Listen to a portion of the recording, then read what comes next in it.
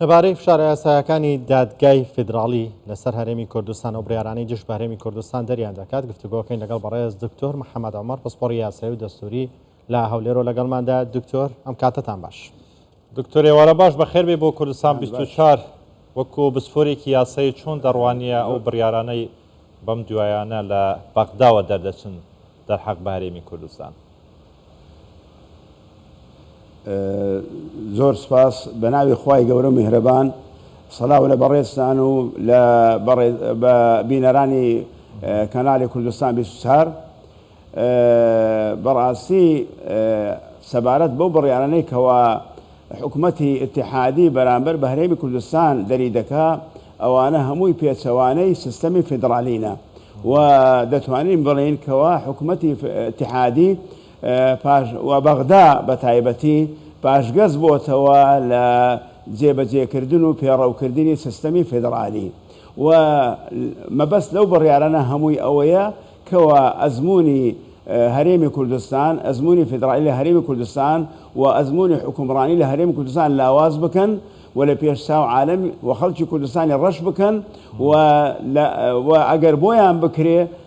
لە ناوی ببن ئەو ئەزمموی فیدرالی و هەرێمی کوردستان بەرەو پاشەوە بگەڕێنەوە بۆ سیستەمی پارێزگاکان و سیستەمی لامەرکەزی. وطبعا ئەمەش یعنی خەتەرێکی گەورەیە و ئەمەش پێچەوانەی دستوری عێراقە کەوا هەموو لایەنەکان بە تایبەتی لایەنەکانی کوردی کەوا لەسەری ڕێککەوتون و ئەو دستورە وەکو پەیماننامەیەکە لە بینی هەموو لایەنەکان کە نابێ هیچ لایەک پێشێلی بکە. بەڵام بەداخەوە حکوومەتی عێراق ئەوە چەند ساڵە پاشگەز بۆتەوە لەم دستورە و بە پێچەوانەی دستور کار دەکا و طبعا لەم دواییەکەوە ئێستا دەیەوێت لە ڕێگای ڕاگررتنی موچەی فەرمانبەرانی کوردستان و ڕاگررتنی بەشەبوجەی هەرێمی کوردستان دەیەوێت لەو ڕێگایە ئەزمموی کوردستان لاواز بکە و طبعا دەیەوێت مەرامە پیسەکانی خۆی جێبەجێ بکاتن و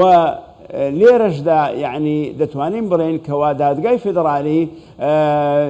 ئامرازێکی چاکە بەدەستی حکوومەتی ئیتیحادی بۆ ئەوەی مەبەستەکانی خۆی جێبەجێ بکە و بەداخەوە ئەو محکەمەیە ئەو دادگایە بێلایەنی خۆی لەدەست داوە، لە مێژە لە دەستی داوە و هەموو بڕیارەکانی ئەوەی کەوا پەیوەندی بە هەرێمی کوردستانە هەمووی لە دژی سیستەمی فیدرالی و لە دژی دستور و بە پێچەوانەی دستور دەرچووە. بەڵێ کاوێ دکتۆر ئەتوانین بڵێن بڕیارەکانی دادگای فیدراڵی سیاسین نەوەک یاسایی؟ ئەمە یعنی دەقاودەق ئەم قسەیە تەواوە، یعنی بڕیارەکانی دادگای فیدرالی دەتوانین بڵێن من وەکو شارەزایەک لەم بوارە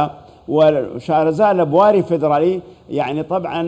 ئەم دادگایە بڕیارەکانی هەمووی بە سیاسی کراون و هێنانی ئەو دادگایە و دامەزراندنی ئەو دادگایە بۆ ئەوە بووە بۆ ئەوەی سیستەمی فیدرالی لە عێراق فەشەل پێ بێتن و ئەزمموی هەرێمی کوردستان لاواز بکرێ. چونچی ئەگەر سیر بکەین بڕیارەکانی ئەو دادگایە لە مەسەلەی بڕیاری نەفت و غاز، لە بڕیاری ڕفراندۆم، لە هەموو بڕیارەکان کە ئەوانەی پەیوەندیان بە هەرێمی کوردستان هەیە هەمووی بە پێچەوانەی دستورە. یعنی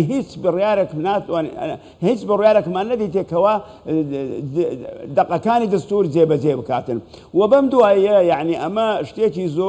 زۆر ئاشکرا و ڕووم و کە لەو دوسێ ڕۆژە ڕوویدا یعنی بڕیارێکی سەرۆک وەزیران کەوا دەبی تەسمیلی ئەو بارەگایانەی پارتی بکرێتەوە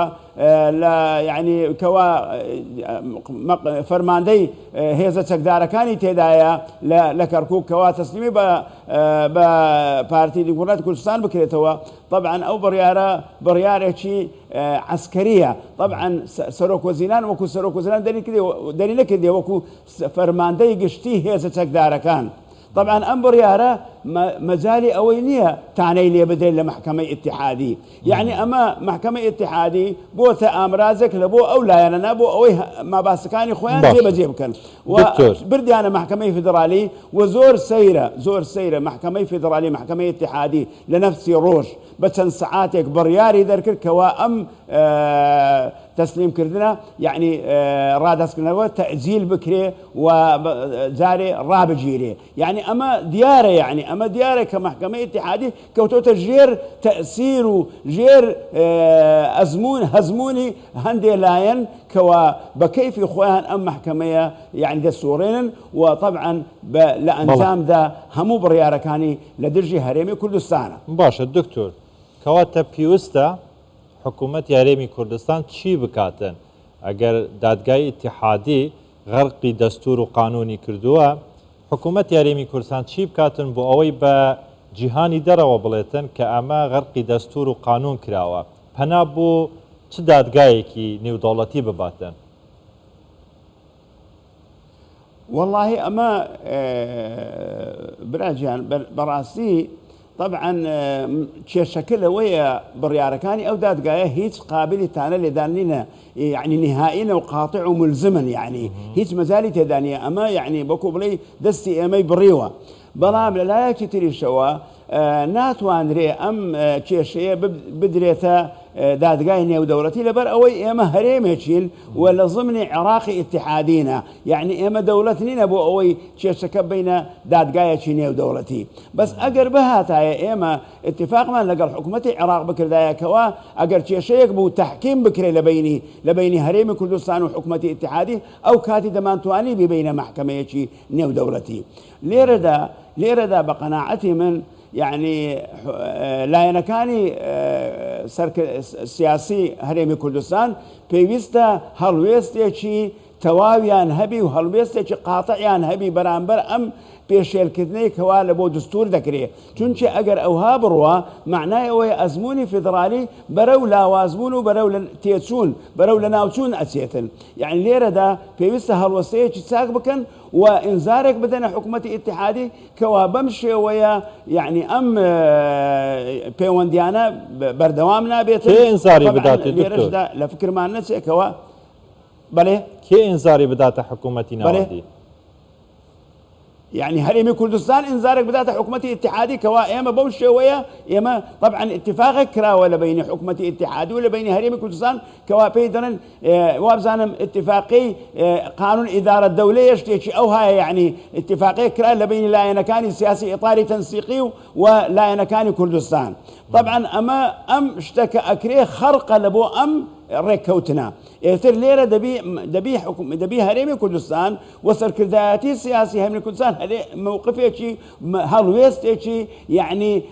وكو بليت سارن استاذي هبيتن كوا يعني اما تشونشي اجر بردوان ببراسي اما يعني همو دسكوتا كان مان لدس عدين يعني اما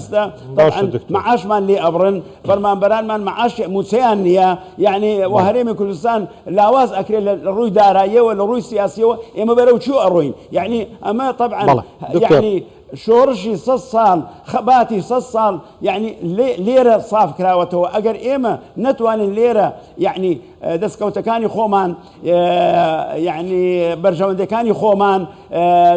تشيشنا شارسوز ناسكاني خومان جيب كين أي شو وقت جيب باشا دكتور بس إيما دبينين كوا فعلا يعني فعلا إيما دسكوتكان من روج بروج كم دبيتوا ولا واز ذكري وازموني هرمي كردستان ازموني فيدرالي لا واز ذكري وطبعا اما نلقى الدستور اقونزي ولا نلقى او ركوتنا لا قونزي كوالا قال لا كان سياسي لا كان سياسي بتايبت بلا دكتور بيتان واندي عند البرياركاني دادگای فيدرالي يعني ارشي او نيه لسري كوبيتو برياري لسر با بيتان واني ويلي اتو لسر بچوكترين شيشه لبيني هرمي كردستان و حکوومەتی عراق ئەم کۆ بێتەوە بڕیارە دەرەکە مە بەتایبەت پرسیگەڕانەوەی پارتی بۆ کەرکووک ڕێککەوتنێ کراوە لەبارەی ڕێککەوتنی ئیدارەدانی دەوڵەت بۆ پێکەنانی حکوومەت لەونێ ڕێککەوتنە ئەمە هەبووە پێویست ناکەوە بێت لەسەری کۆ بێتەوە بڕیار بە ئەمە پێش بخرێ یان پاش بخرێ ناخۆی لە ڕووی یاساییە و بێجگە لەو قسانەیە کە جەنابەت کردێت لە ڕووی یاساییەوە بۆی نییە سەیری ئەم کێشەیە بکە لەبەر ئەوە کێشەیە کە فەرماندەی گشتی هێزە چەکدارەکان لە عێراق ئەو بڕیارەی دەرکردیە ئەم بڕیارە قابلی تانە لێدان نییە لە دادگای فیدرالی لە دادگای اتحادی ئەمە نابێ سەیری بکە بەڵام چییە خۆی ئەمە لایەنێکی معەن لایەنێکی یعنی دیاریکراو هەیە کەوا لە بەغدا لەلایەکەوە کە مفاوەزات دەکەن لەگەڵ ئێمە بە نەوعێکی تر مفاوەزات دەکەن لە بنەوەش نەوع سیاسەتێکی تریان هەیە طبعا ئەو دادگایان دانایە وەکو فریادڕەسێک لە بۆ خۆیان چ وەختێک پێویستیان بە بڕیارێک بوو کەوا لە دژی هەرێمی کوردستان ڕاستن بیبنە ئەو دادگایە بڕیارەکەمان لەسەر دەرکا یعنی لێرەدا من تاکید دەکەم ئەو